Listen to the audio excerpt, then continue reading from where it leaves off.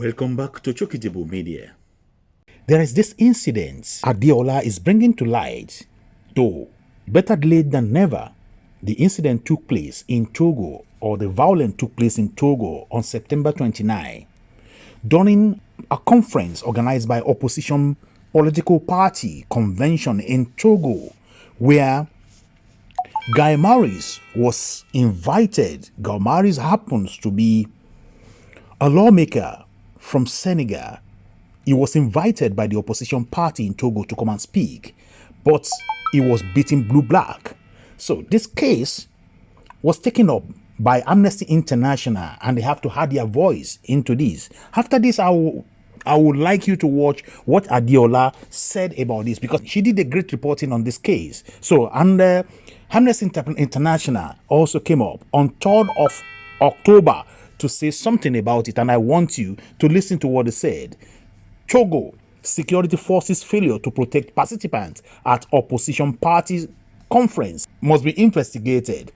The Togolese authority must immediately conduct an investigation into serious violence that took place on the 29th September during a conference organized by the opposition political party convention, the People's African People Democratic Convention, CDPA, Amnesty International said today, and this was on the 3rd of October 2024. During the event in Lomé, several people, including MPs and journalists, were injured and had to receive medical treatment after a group of people started throwing objects at the audience and at the podium. Marius Sagna, a Senegalese member of ECOWAS parliament, was evacuated from the room with concussions. According to witness, members of security forces present close to the event failed to intervene. Anyway, what we had was that they were the one that organized this through the help of the president of Togo himself. So I want you to watch what Adeola has to say about this and the full reporting. Thank you for watching. This is Chokijebo Media. Don't forget to subscribe to this channel. Guys, did you hear that an ECOWAS official was beaten up in Togo? Hey, father! Let me rephrase that so that you can understand. A Senegalese lawmaker, who has been very outspoken about corruption in his own country, Senegal, and in other African countries. Think of any lawmaker that you appreciate in your own country, you know, like Nigeria. Somebody that stands with the people, but is also a member of the ECOWAS parliament, now going to Togo as an ECOWAS official and getting beat up by thugs sent by the Togolese government. Don't beg me. I said don't beg me, Jare. Can you imagine? Today we're talking about ECOWAS. That is where I'm wearing green. Let me move back for you to see this glory. You know, a glory that ECOWAS does not have. Yes, let me turn around so you can appreciate the work of the Lord. My people, meet Senegalese lawmaker, 45-year-old Guy Marius Sagna. This is the way it's written, but it's pronounced Guy Marius Sagna. This man has been arrested, well, too many times to count. He's been imprisoned for speaking out against the government in Senegal, for protesting for what the common man wants. So the people of Senegal, they know him real well. He's like the Julius Malema of Senegal. Because he's not just protesting. Sometimes he steals the ballot box at the floor of the National Assembly, like when his fellow lawmaker refused to show up on a day that they were voting and another lawmaker was trying to vote for them. He was like, hell no. Barthélémy Diaz, Guy gàddu na kees bi, Guy gàddu na kees bi, Guy Marius Sagna gàddu na kees bi, Guy Marius Sagna gàddu na kees bi. I know, right? The most interesting one was the time that their former president, Macky Sall, was trying to extend his tenure. Do you guys remember that time? And they asked lawmakers to vote to change the constitution so the president could extend his tenure. This man was like, hell no, what nonsense? You cannot extend your tenure. So when it was his time to vote, when it was his time for him to cast his vote, they literally had a ton of soldiers surrounding him because they knew what he would do.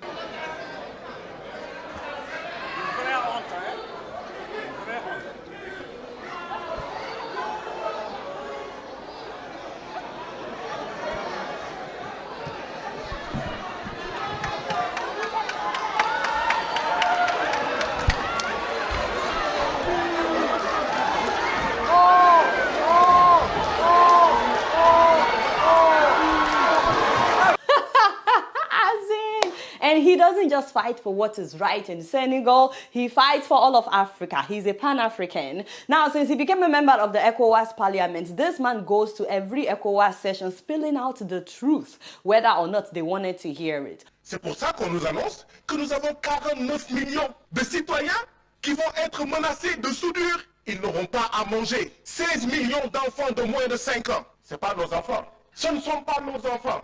Si c'était nos enfants, on n'allait pas accepter 3 minutes de temps de parole. C'est parce que ce ne sont pas nos enfants qui sont menacés de malnutrition aiguë que nous acceptons 3 minutes. Et c'est ça qu'il faut changer.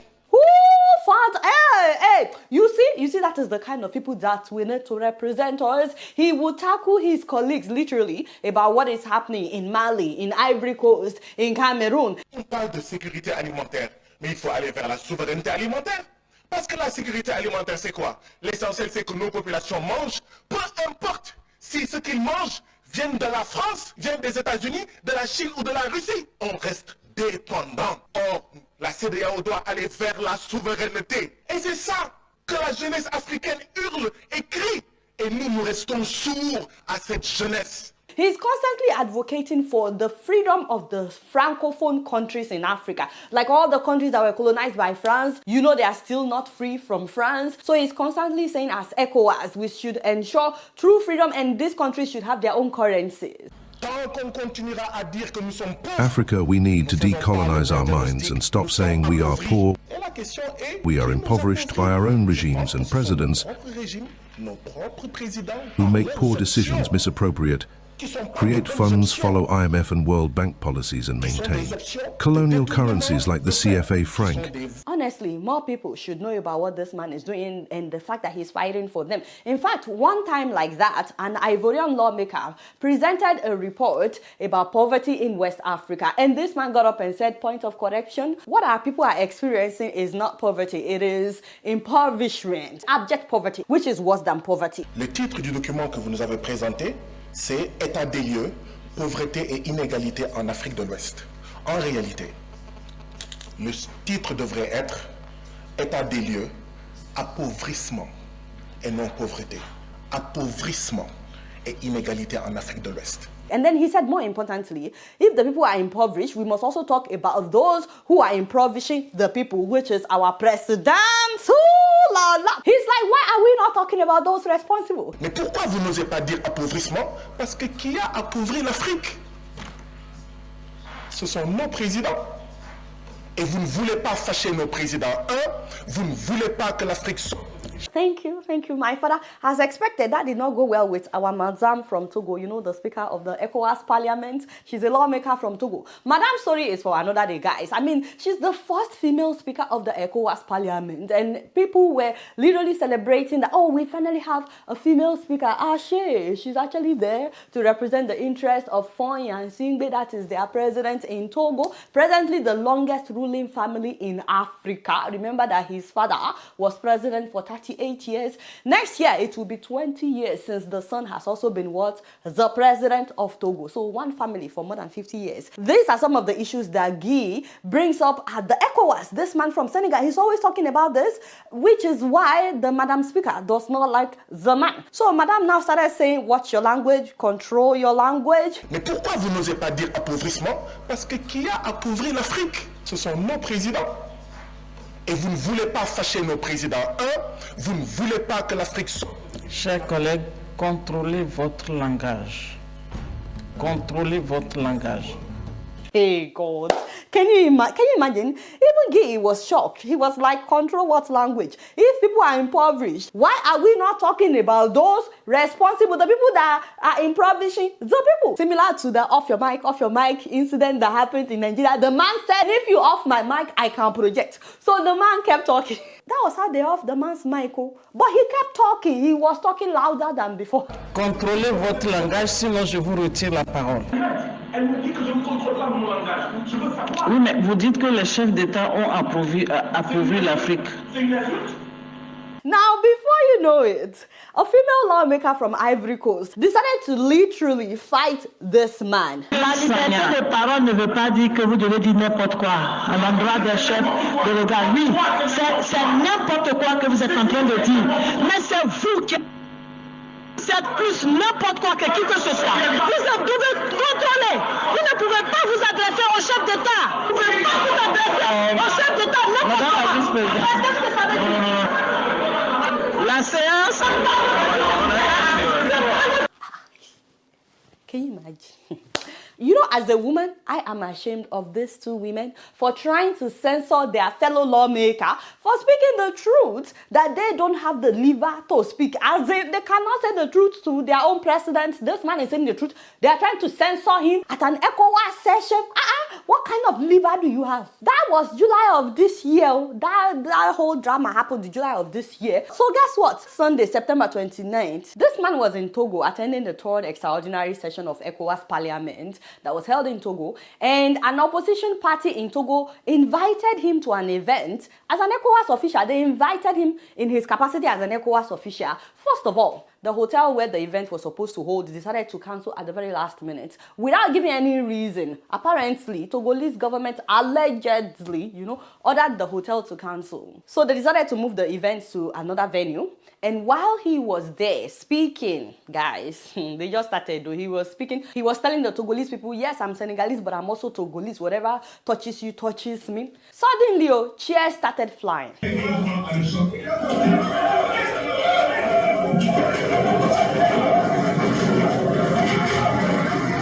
Thugs, well, actually, Togolese media said it's the riot police, yes, allegedly, but they were not wearing uniforms, That was how they descended on that venue. They beat up this man. They beat up a lot of people. They injured at least 7, but this man was the target. There were several cuts on his head, his face, his nose, his back. They really beat him up. This was after they cleaned him up. They stole his phone, they stole his backpack. Now, many of you may say, what concerns me with what happens in Togo? You may be wondering what concerns you. My people, don't you know that can happen to your own lawmaker as well? Nobody can just beat up an ECOWAS official without the knowledge of their government. Togo's president is basically sending the message that, who is ECOWAS? I can beat up an ECOWAS official. They even made him the chairman of ECOWAS at some point.